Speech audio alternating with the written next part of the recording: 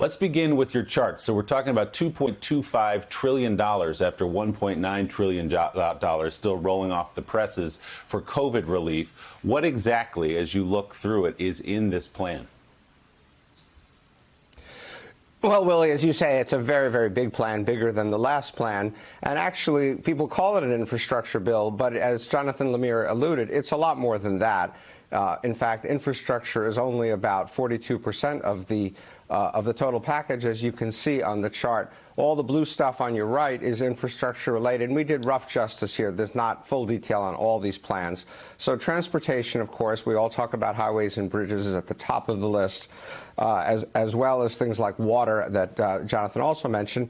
But then in addition to that 42%, you have another 20% or so that is going into what I'll call other investment, things like R&D, things like manufacturing of critical supplies that we need for pandemics, things like semiconductors, which are in short supply.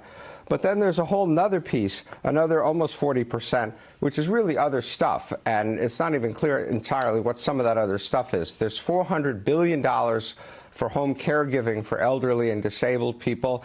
There's a substantial amount of money in there for fixing up housing, which is kind of an investment, but also kind of fixing up housing. And so it's a whole bunch of different kinds of things, a bit like the COVID bill was sort of a COVID bill, but also did a lot of other things. But if you think about the president's points, he's right. We do need to do something. And the next chart will show you quite why we need to do something, which is a look at what's been happening to the federal budget. The line that's going up, the orangish line that's going up, are the costs of all of our Social Security and Medicare and other what we call mandatory or entitlements programs. Those rising costs have pushed down what we spend on pretty much everything else. The red line is pretty much everything else. It's all of our discretionary spending, everything from military to HUD to transportation to education and so forth. And even within that category, the lighter colored line is what we spend on what, again, we would call investment, infrastructure, and some of the other things I was talking about. And that's been pushed down even further because of the pressing immediate needs that we've had to spend money. And so the result of which is anything related to investment has been declining substantially as a share of our federal budget for decades and decades, which is why we're in this position of having to do something to fix it up.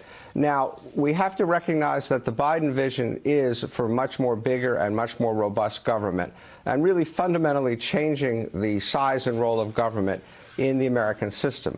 The blue line shows what government has been spending over the decades, and as you can see, it's bounced around between about 20 and 25%, the 25% being during the GFC, and then it came back down closer to its historic level of around 20%.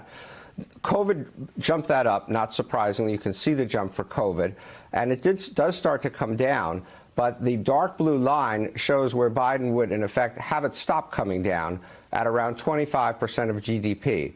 So, in effect, government would go from a historical average of being about 20% of GDP to 25% of GDP, and that is a huge change in the size and role of government. The orange line is taxes, and you can see those have bounced around also between about 15 and 20%.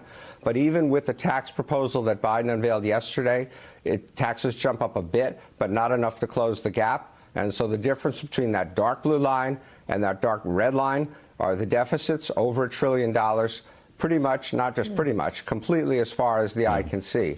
So it is a big, complicated package. As Jonathan said, it is going to be a tough, I think much tougher fight in Congress over all these different provisions, almost certainly ending up in reconciliation. But even the Democrats are going to have a lot of questions and changes that they want to make in this plan. Hey, thanks so much for watching our YouTube channel. You can follow up on today's top stories and breaking news, or catch up on your favorite MSNBC shows all in one place. Download the NBC News app today.